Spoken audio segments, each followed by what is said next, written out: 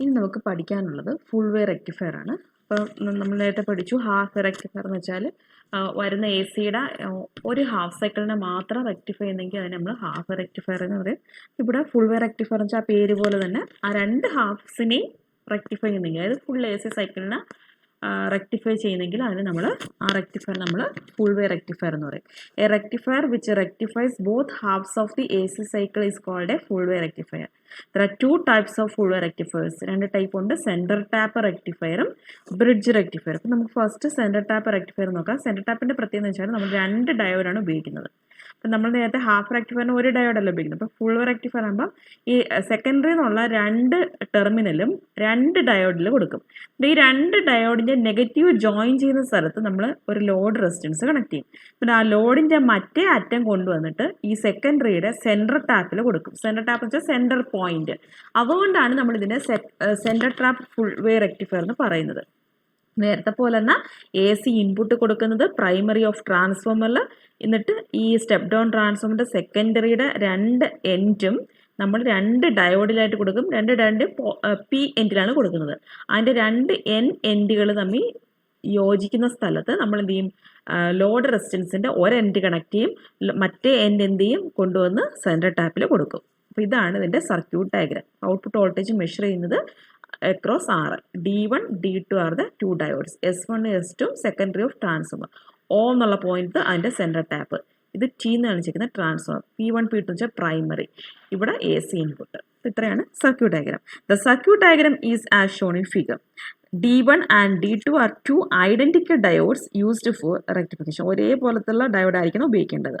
The AC to be rectified is fed across the primary of the primary coil P1 P2 of the transformer. ട്രാൻസ്ഫോമറിൻ്റെ P1 P2 എന്നുള്ള primary കോയിലാണ് നമ്മൾ ഏത് A സിയാണ് rectify ചെയ്യേണ്ടത് അത് കൊടുക്കേണ്ടത്.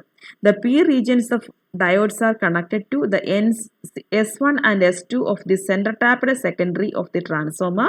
The N regions are connected together and is connected to the center tap of the transformer through a load RL. അതായത് N regions connect ചെയ്തിരിക്കുന്നത് അത് centre ടാപ്പിനകത്തോട്ട് കൊടുക്കുന്ന ഏത് വഴിയാണ്, ലോഡ് RL കൂടി. ഇനി അതിൻ്റെ വർക്കിംഗ് എന്താണെന്ന് നോക്കാം. During the positive half cycle of A C input, നമ്മൾ ആദ്യം ആ പോസിറ്റീവ് ഹാഫ് സൈക്കിൾ കൊടുക്കുമ്പോഴത്തേക്കും okay, during positive half cycle of A C input എന്താണ്, ദ ഡയോഡ് D1 ഈസ്, ഇപ്പോൾ ഇവിടെ പോസിറ്റീവ് ഹാഫ് സൈക്കിൾ ആകുമ്പോൾ S1 പോസിറ്റീവ് വരും, S2 നെഗറ്റീവ് വരും. അപ്പോൾ S2 നെഗറ്റീവ് വരുമ്പം D1നെ സംബന്ധിച്ചിടത്തോളം അത് ഫോർവേഡ് ബയാസ് ആണ്, പക്ഷേ D2നെ സംബന്ധിച്ചിടത്തോളം അത് റിവേഴ്സ് ബയാസ് ആണ്. അപ്പോൾ പോസിറ്റീവ് ഹാഫ് സൈക്കിൾ ആകുമ്പോഴത്തേക്കും D1 കണ്ടക്ട് ചെയ്യും, പക്ഷേ D2 കണ്ടക്ട് ചെയ്യത്തില്ല. ഓക്കെ, അപ്പം D1 കണ്ടക്ട് ചെയ്യുമ്പം എങ്ങനെയായിരിക്കും കറണ്ട് ഫ്ലോ ചെയ്യുന്നത്, S1 D1 A B O S1 അതായിരിക്കും എൻ്റെ പാത്ത് എന്നത്. കറണ്ടിൻ്റെ പാത്ത് ഒന്നും കൂടെ പറയാം, S1 D1 A B O S1 ഇതായിരിക്കും കറണ്ടിൻ്റെ പാത്ത് എന്ന് പറയുന്നത്. ഓക്കെ, അപ്പോൾ ആ സമയത്ത് ഏത് മാത്രമേ കണ്ടക്ട് ചെയ്തോളൂ, D1 കണ്ടക്ട് ചെയ്യുന്നു. ഇനി അടുത്ത നെക്സ്റ്റ് ഹാഫ് സൈക്കിൾ വരെയാണ്. അതായത് അടുത്ത നെക്സ്റ്റ് ഹാഫ് സൈക്കിൾ വെച്ചാൽ നെഗറ്റീവ് ആണ്. നെഗറ്റീവ് വരുമ്പോഴത്തേക്ക് എന്തായിരിക്കും, S1 is negative, S2 is positive. S1 negative ആകുമ്പം ഈ D1നെ സംബന്ധിച്ചിടത്തോളം അത് റിവേഴ്സ് ബയാസ് ആണ്, പക്ഷേ D2നെ സംബന്ധിച്ചിടത്തോളം അത് ഫോർവേഡ് ബയാസ് ആണ്. അപ്പോൾ ഈ സമയത്ത് D1 കണ്ടക്ട് ചെയ്തില്ല, പക്ഷേ D2 കണ്ടക്ട് ചെയ്യും. അപ്പോൾ എങ്ങനെയായിരിക്കും കറണ്ട് ഫ്ലോ ചെയ്യുന്നത്, S2 എന്നാണല്ലോ വരുന്നത്, S2 D2 A B O S2. ഒന്നുകൂടെ പറയാം, S2 D2 A B O S2 ഇതായിരിക്കും കറണ്ടിൻ്റെ ഡയറക്ഷൻ. അപ്പോൾ രണ്ടാമത്തെ കേസിലും എന്ത് ചെയ്യും, കറണ്ട് ഫ്ലോ ചെയ്യും. അപ്പോൾ അവിടെ ഇങ്ങനെ വരും അല്ലേ. അപ്പം അതിൻ്റെ കാരണം എന്ന് വെച്ചാൽ ഇപ്പോൾ ഈ നമ്മൾ എന്തുകൊണ്ടാണ് ഇങ്ങനെ തന്നെ എടുക്കുന്ന സംശയം വരും. നിങ്ങൾക്ക് സംശയം വരാം, അത് നെഗറ്റീവ് ആകുമ്പോൾ രണ്ടാമത്തെ തിരിച്ചു വരും, അങ്ങനെയൊക്കെ ഒരു ഡൗട്ട് വരാം. കാരണം എന്ന് വെച്ചാൽ ഇവിടെ കറണ്ട് ഫ്ലോ ചെയ്യുന്ന ഡയറക്ഷനാണ് നോക്കേണ്ടത്. എപ്പോഴും RL കൂടി, RL അക്രോസ് ആണല്ലോ നമ്മൾ ഔട്ട്പുട്ട് വോൾട്ടേജ് മെഷർ ചെയ്യുന്നത്. RL കൂടി കറണ്ട് ഫ്ലോ ചെയ്യുന്നത് എങ്ങനെയാണ്, ഫ്രം A to B തന്നെയല്ലേ. ഇപ്പോൾ S1 D1 A B O S1 ആയപ്പോഴും രണ്ടാമത്തെ കേസിൽ S2 D2 A B O S2 ആയപ്പോഴും രണ്ടും A B എന്നല്ല, നല്ല BA എവിടെയെങ്കിലും വന്നോ, ഫ്രം A to B എന്ന് തന്നെയല്ലേ വന്നത്. അതായത് രണ്ട് ഹാഫ് സൈക്കിളിലും ഒരേ ഡയറക്ഷൻ തന്നെയാണ് കറണ്ട് ഫ്ലോ ചെയ്തത്. ഓക്കെ, അപ്പോൾ നമുക്ക് രണ്ട് സൈക്കിൾ വന്നു. അടുത്ത വീണ്ടും എന്താവും, അടുത്ത പോസിറ്റീവ് ഹാഫ് സൈക്കിൾ വരും. S1 പോസിറ്റീവ് ആവും, S2 നെഗറ്റീവ് ആവും, D1 കണ്ടക്ട് ചെയ്യും, D2 കണ്ടക്ട് ചെയ്യത്തില്ല, വീണ്ടും A to B ഡയറക്ഷൻ തന്നെ കറണ്ട് ഫ്ലോ ചെയ്യും. ഓക്കെ, അപ്പൊ ഇതാണ് അതിന്റെ വർക്കിംഗ് എന്ന് പറയുന്നത്. Okay, during the positive half cycle of AC input, when the diode D1 is forward biased, current flows in the circuit in the direction S1 D1 AB O S1. During this time, the diode D2 is reverse biased and it does not conduct current. During the next half cycle, the diode D2 is forward biased and D1 is reverse biased. Hence, D2 conducts current in the direction S2 D2 AB O S2. In subsequent half cycles of the input, the above process is repeated. In both half cycles of AC, it is clear that current flows through RL only in one direction, that is from A to B. Okay. ഇനി എന്തൊക്കെയാണ് ഈ centre tap റെക്ടിഫയറിന്റെ ഗുണങ്ങളും ദോഷങ്ങളും? Okay, അപ്പൊ ഗുണങ്ങൾ എന്ന് പറയുന്നത് എന്താണ്? രണ്ട് ഹാഫ് വേ റെക്ടിഫയറിനെ സംബന്ധിച്ചിടത്തോളം രണ്ട് ഹാഫ് സൈക്കിളും നമുക്ക് റെക്ടിഫൈ ചെയ്ത് കിട്ടും. അതാണ് അതിന്റെ അഡ്വാൻറ്റേജ് എന്ന് പറയുന്നത്. പിന്നെ എന്താണ് അതിന്റെ ഡിസഡ്വാൻറ്റേജസ്? നമുക്ക് ഇപ്പം ഈ നോക്കി ഇവിടെ നമ്മൾ പറഞ്ഞു സെന്റർ ടാപ്പ്, അതായത് ടേണുകൾ ഇഷ്ടം പോലെ കാണും. അപ്പൊ ആ ടേണുകളുടെ സെന്റർ പോയിന്റ് കണ്ടുപിടിക്കാന്ന് വെച്ചാൽ ഭയങ്കര ബുദ്ധിമുട്ടാണ്. അപ്പൊ അതാണ് പറഞ്ഞത്, it is difficult to locate the centre tap on the secondary. ഇനി DC output is small since each diode utilises only 1/2 of secondary voltage. അപ്പൊ ഇവിടെ നേരത്തെ പറഞ്ഞൊക്കെ ഹാഫ് വേ റെക്ടിഫയറിനെ സംബന്ധിച്ച് കുറച്ചുകൂടി പവർ കാണും. പക്ഷെ പ്രശ്നം എന്ന് വെച്ചാൽ ഔട്ട്പുട്ട് കുറച്ച് കുറവായിരിക്കും. കാരണം ഓരോ ഹാഫ് സൈക്കിളിലും ഓരോ ഡയോഡല്ലേ കണ്ടക്ട് ചെയ്യുന്നുള്ളൂ. Since each diode utilises only 1/2 of secondary voltage. ഓരോ ഡയോഡും ഓരോ ഹാഫ് സൈക്കിൾ മാത്രം റെക്ടിഫൈ ചെയ്യുന്നത് കാരണം നമുക്ക് അടുത്ത DC ഔട്ട്പുട്ട് കുറച്ച് കുറവായിരിക്കും. പിന്നെ എന്താണ്, diode must have high peak voltage. Peak inverse voltage ആണ്, പീക്ക് വോൾട്ടേജ് അല്ല, പീക്ക് ഇൻവേഴ്സ് വോൾട്ടേജ് ആണ്. നിങ്ങൾ തിരുത്തിക്കോണം. ഹൈ പീക്ക് ഇൻവേഴ്സ് വോൾട്ടേജ് എന്താണെന്ന് ഞാൻ പറയാം. അതായത് റെക്ടിഫയറിന് വിത്ത്സ്റ്റാൻഡ് ചെയ്യാൻ പറ്റുന്ന മാക്സിമം റിവേഴ്സ് വോൾട്ടേജിനാണ് പീക്ക് ഇൻവേഴ്സ് വോൾട്ടേജ്. അതായത് maximum reverse voltage across a diode in a rectifier ആണ് peak inverse voltage. Peak inverse voltage കൂടി ഇരുന്നില്ല എന്നുണ്ടെങ്കിൽ സംഭവിക്കുന്നത് വെച്ചാൽ ഡയോഡ് എളുപ്പം കത്തിപ്പോവും. അതുകൊണ്ട് ഹൈ പീക്ക് ഇൻവേഴ്സ് വോൾട്ടേജ് ഉള്ള ഡയോഡ് മാത്രമേ ഉപയോഗിക്കാൻ പറ്റത്തുള്ളൂ.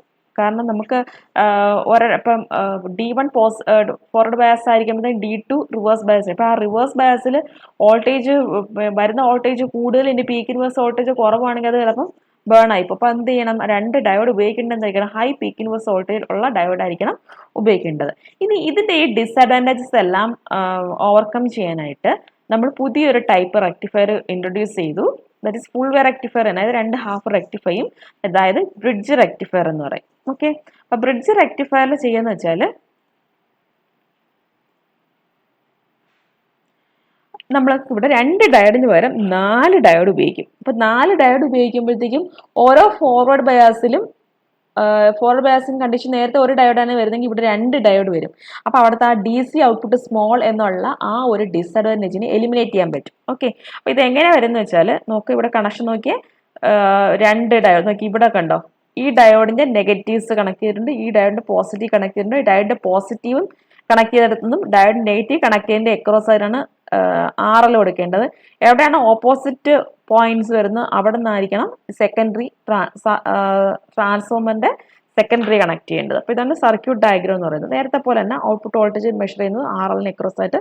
ഇവിടുത്തെ വേറൊരു ഗുണം വെച്ചാൽ സെന്റർ ടാപ്പ് ഉപയോഗിക്കേണ്ട ആവശ്യമില്ല. അപ്പോൾ ബ്രിഡ്ജ് റെക്ടിഫയറിന്റെ ഗുണങ്ങളെന്ന് വെച്ചാൽ സെന്റർ ടാപ്പ് ഉപയോഗിക്കേണ്ട ആവശ്യമില്ല.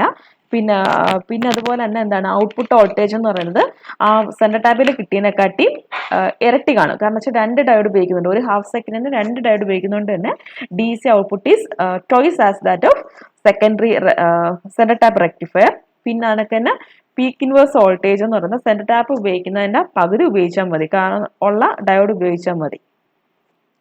കാരണം വെച്ചാൽ പീക്ക് ഇൻവേഴ്സ് വോൾട്ടേജ് കുറവായിരിക്കും, ഹാഫ് ആയിരിക്കും. കാരണം ഇവിടെ 2 ഡയോഡ് ഉണ്ടായതുകൊണ്ട് ഓരോ പ്രാവശ്യവും 2 ഡയോഡ് വരുന്നത്. അപ്പോൾ 2 ഡയോഡ് വിത്ത്സ്റ്റാൻഡ് ചെയ്യാനുണ്ട്. അപ്പോഴത്തേക്ക് അതിൻ്റെ റിവേഴ്സ് എന്നുള്ളൊരു കണ്ടീഷൻ്റെ പ്രശ്നം വരുന്നില്ല.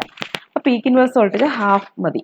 ഓക്കെ, അപ്പോൾ circuit diagram of bridge rectifier is shown in figure.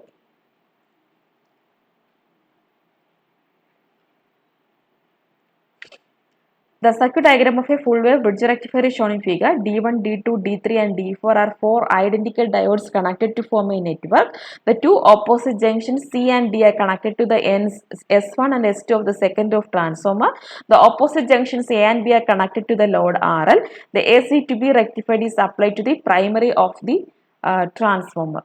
ഇനി വർക്കിംഗ് പറയാണ് during the first half cycle of AC. Okay, അപ്പോൾ ഫസ്റ്റ് ഹാഫ് സൈക്കിളിൽ നേരത്തെ പോലെ തന്നെ during first half cycle of A C when S1 is positive with respect to S2.